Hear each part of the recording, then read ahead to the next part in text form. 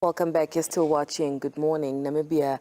Now, over 3 million ballot papers for the 27th of November presidential and National Assembly elections arrived at the Hosea Kutako International Airport yesterday. The ballot papers were printed in Johannesburg, South Africa, in the presence of political party representatives and the Electoral Commission of Namibia officials. Joining us right now with more details is the Corporate Communications and Manager of Marketing at the ECN, that is the Wet Siluka. Mr. Siluka, good morning. Good morning, Deborah. Good morning to the viewers and listeners. Thank you so much for joining us. Thank you very much. Right. Kindly just give us an insight on the arrival of the ballot papers as they were received yesterday. How was the atmosphere at the airport? Well, thank you very much. Yesterday we observed yet another historic gesture in our country and in our democracy as a whole, whereby we received the consignment of the ballot papers for the 2024 Presidential and National Assembly elections following the completion of the production, which actually started on Monday, the 21st of October. And this follows the award of the tender to Rain from CC based in Johannesburg, South Africa.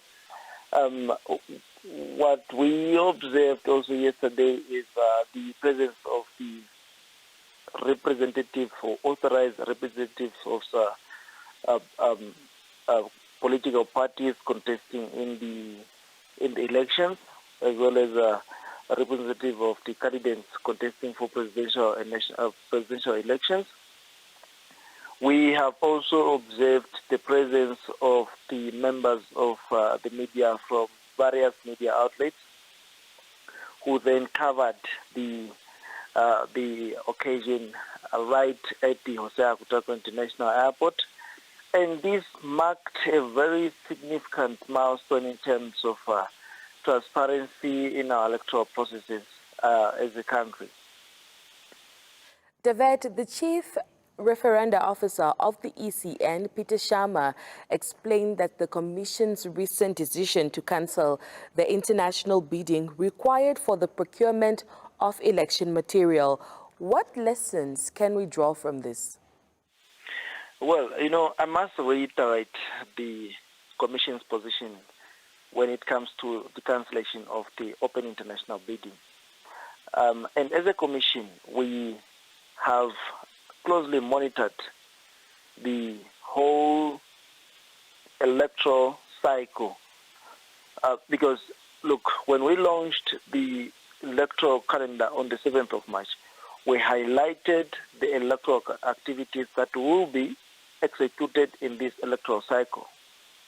And one of those was the conduct of the general registration of voters. And I need to emphasize that in order for the Commission to come to a stand or to come to an understanding of the number of ballot papers to be procured, we had to produce a final voters register. Why? You can only be able to determine the number of the number of ballot papers to print if you have the total number of registered voters.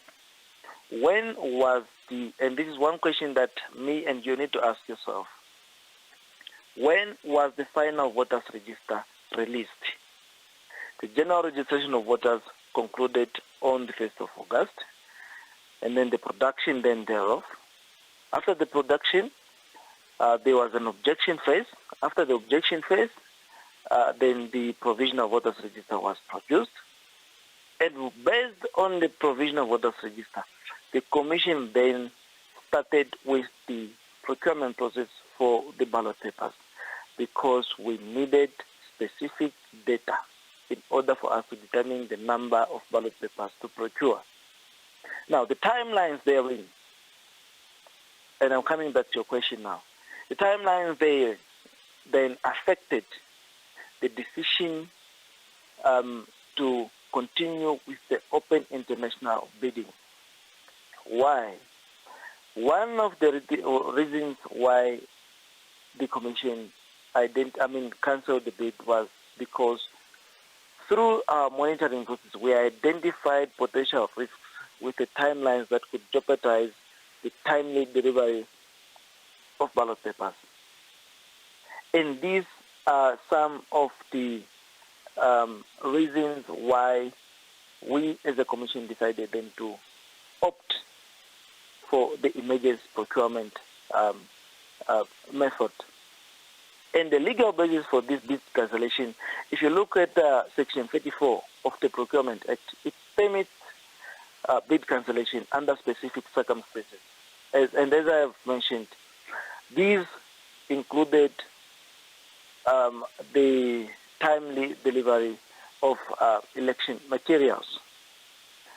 And our decision to cancel the open international bidding aligns with this provision, considering statutory review periods of potential delays that could have overlapped in the with the election date.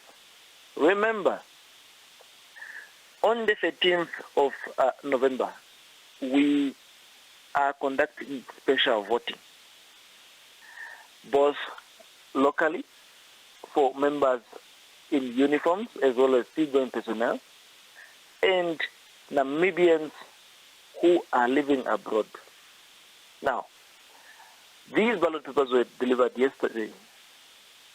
Voting starts 13th of November abroad.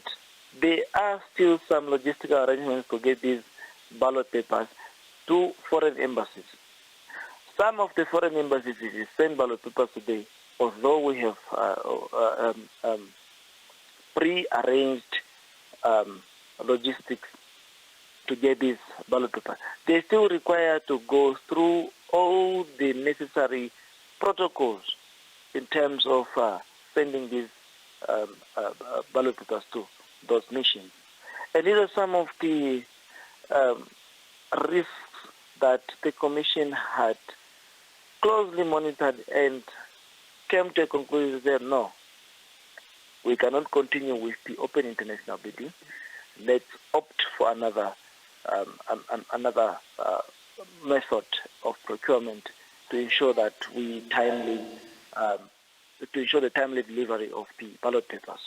Right. Mr. Siluka, some of the representatives were not happy, citing that they were not part of the whole process and merely had like 15 to 30 minutes or so to watch the printing process. What is your take on that? Well, thank you.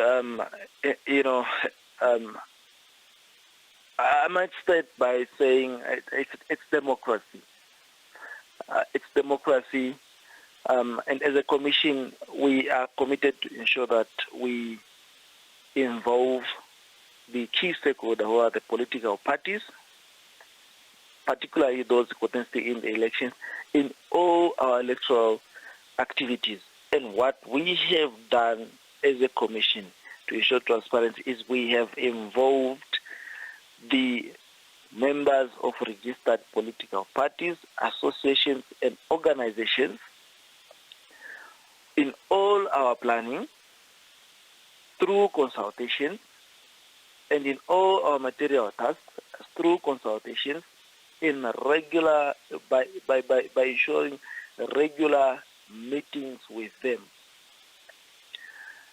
What we also observed during this process is that some of the political parties were not cooperative at all. And we have observed some of our altercations, because if you define observe, it's not you being involved to physically control the process. And what me and you need to now sit and ask is, and this is what we also expected from the political parties who have observed these elections, is to then provide your report and say, okay, this is what I have observed.